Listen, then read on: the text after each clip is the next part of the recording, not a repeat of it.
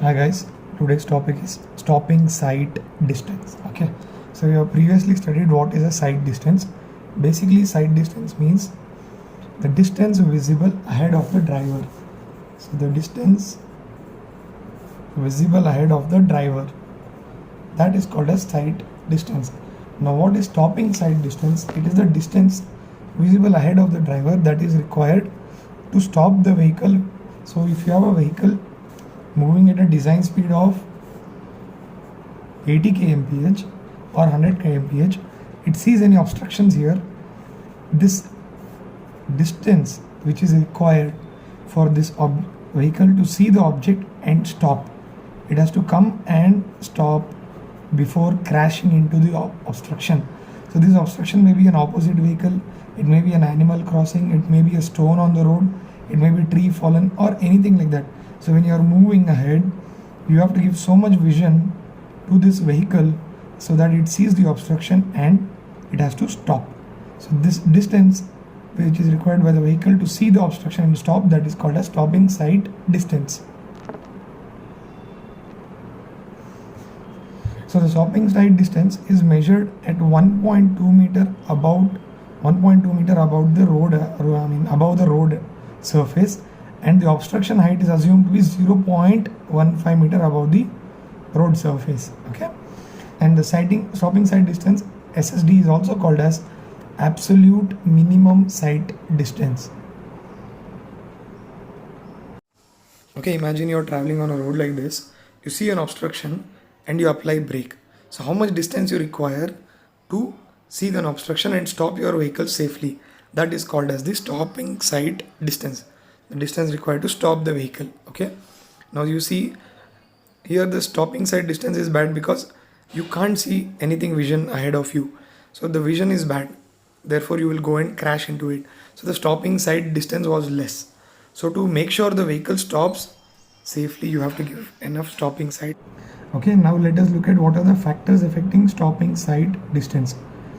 So the vehicle has to stop. So for that, what are the features that will make a difference to the distance? Okay, so first is the reaction time of the driver. What is the reaction time of the driver? It depends on the PI-EV theory, which I am going to explain you further. So it is basically the design reaction time. So we assume reaction time to be 2.5 seconds.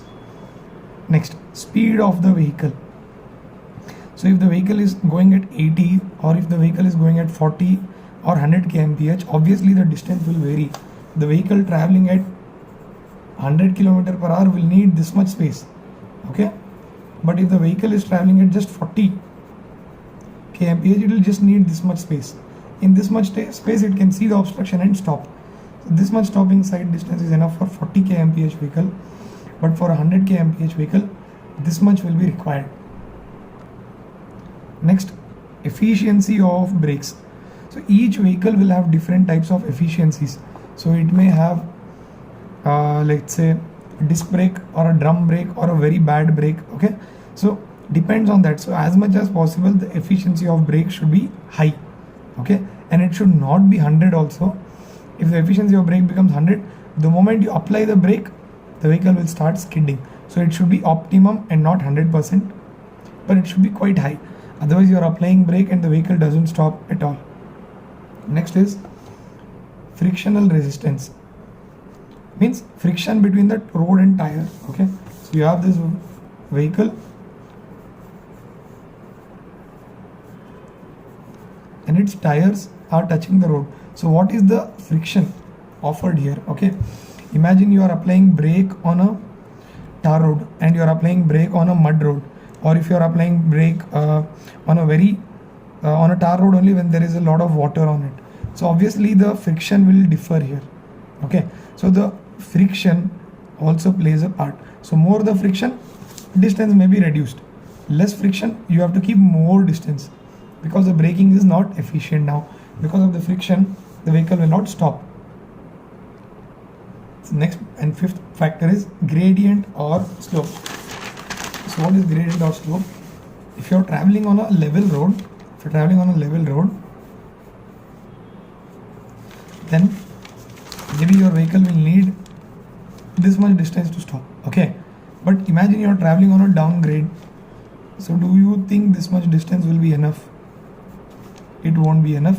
You'll have to provide some extra distance because the gravity is pushing the vehicle downwards for more. Okay, so because of this, the speed also would have increased, and when you apply brake also, it won't stop suddenly. Or if you're traveling on an upward gradient, then instead of this much, even if you provide this much of distance, it will be enough because the vehicle is already being pushed backwards because of the gravity. Even though it is moving forward, the moment you apply brake in an upward gradient, it will stop easily. But if it's a downward gradient like this, it will need extra distance. So this extra distance, the extra distance is required because of the slope. Okay, so if it is downward, extra slow distance is required. If it is upward, then lesser distance is required. Okay, and because it affects the friction, here the friction will be less, in upward friction will be more. Okay, so in this, the first factor I told you is the total reaction time of a driver. Okay, so what is this total reaction time of a driver? It is explained in PIEV theory. Okay, so different driver will have different reaction time. So if an old man is driving a vehicle, he'll have a different reaction time. If a young 18-year boy is driving a vehicle, he'll have a different reaction time. A woman is driving, she'll have a different reaction time. Like that, on an experienced driver is driving, he'll have a different reaction time.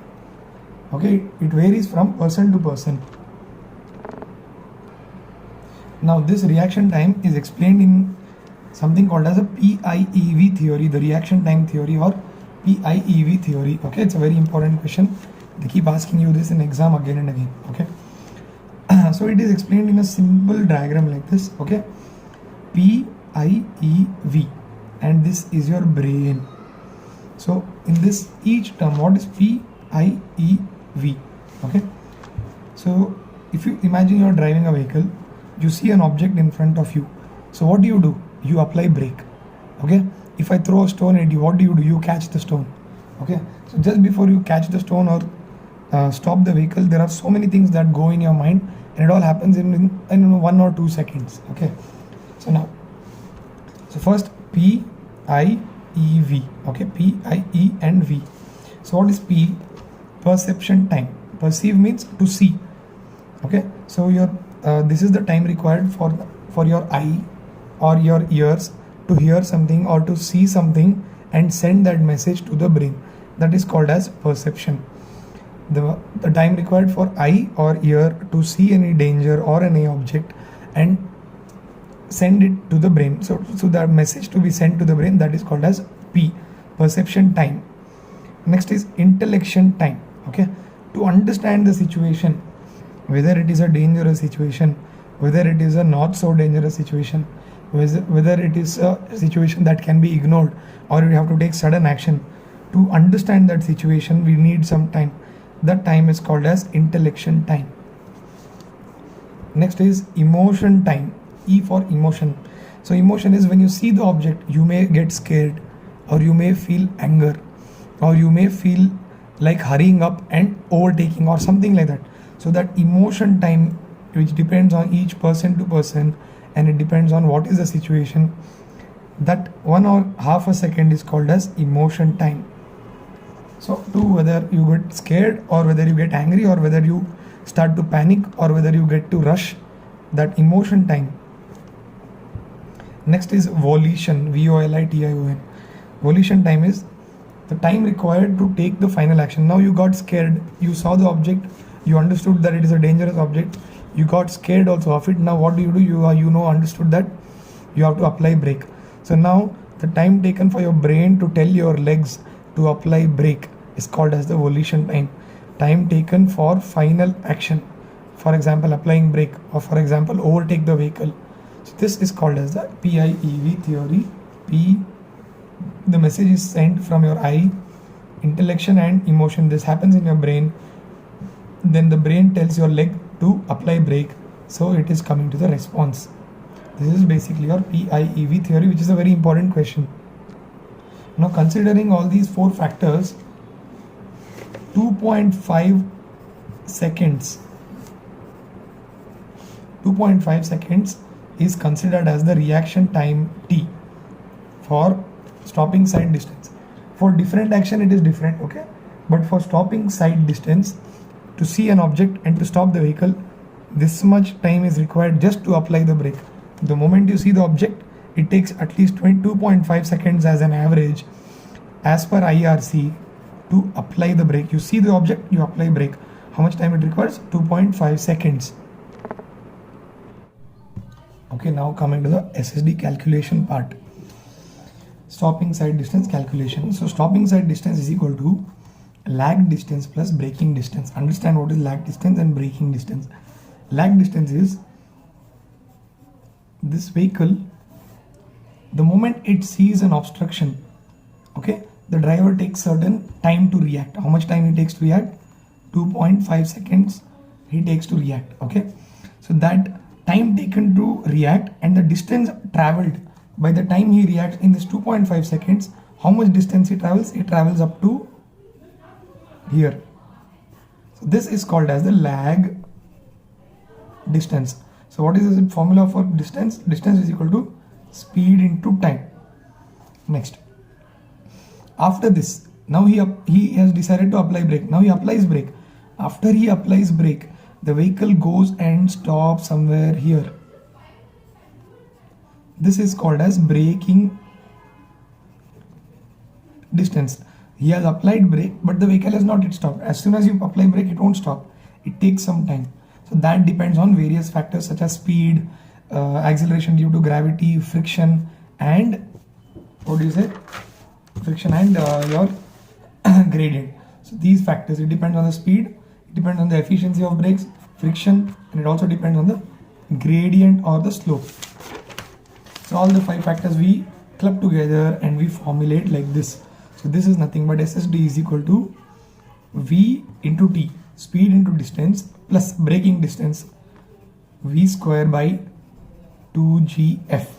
You can write it like this, Vt plus V square by 2GF, where V is the speed of the vehicle, T is the reaction time 2.5 seconds, V square is again the velocity or speed, 2GF, G is the gravitational force, 9.81 meter per second square, and F is the coefficient of friction. So how much is the coefficient of friction? How much do you take as the coefficient of friction? That is there in this tabular column, okay. So recommended coefficient of friction, speed 20 to 30, coefficient of friction is 0.4, here 0.4, like this there is a table, okay. So basically your coefficient of friction will be between 0.35 to 0.4. remember this, coefficient of friction is between 0.35 to 0.4, okay. Depends on the speed, you have to refer this table and write. Maximum number of times we take 0.35, 0.36, 0.37. Just in case you are not remembering the coefficient of friction, you take 0.36 or 0.37. Better is to remember this tabular column. Always it is better to remember this tabular column, okay. Now this is the formula. Here this formula is when there is a no gravity, this thing, there is no slope. In case there is a slope, what do you do if there is a slope? This coefficient of friction 2g, it becomes like this, 2g into F plus or minus n. N is the gradient in percentage, so it is like this. So the neat formula written is like this, V into D, V square, 2gf, but this F plus or minus coefficient gravity, plus or minus of your slope, okay, whether it is downward slope or upward slope. If it is ascending slope like this, upward slope, then you have to do plus 0.01 n. If it is descending slope like this, then F minus. So the coefficient of friction is reduced or increased depending on the gravity that I have already explained you here.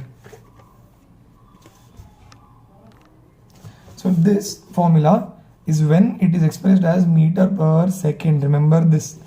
If you want to express velocity or the speed in kilometer per hour, here kilometer per hour, then your formula changes to this. This is nothing but 0.278 into V kilometers per hour will make it meter per second. This is just conversion of meter per second into kmph, okay. You can use whichever formula you want. You can use this formula or you may use this formula also. Okay, whichever you use, the result is same, but I prefer using velocity into meter per second, because most of the other next topics we use meter per second. The formulas are simpler when you use meter per second. Extra numbers are added when you use kmph. So I prefer using this formula. Now it is left to you. You may use this formula or whichever you want. Okay, so the disadvantage of using the top formula in meter per second is, generally in the question, the problem will be given in the velocity will be given in 50 kmph. You have to convert it into meter per second, that is kmph divided by 3.6. it will give you in meter per second. So this is the thing. Okay, formula number 1, you remember this formula, it's more than enough. Okay, where v is the velocity, t is the reaction time 2.5 seconds, g is acceleration due to gravity 9.81, f, refer this table, and 0.01 n. Only if gradient is given you consider this, otherwise this becomes 0. It is just 2gf. The formula will become just 2gf divided by 2gf.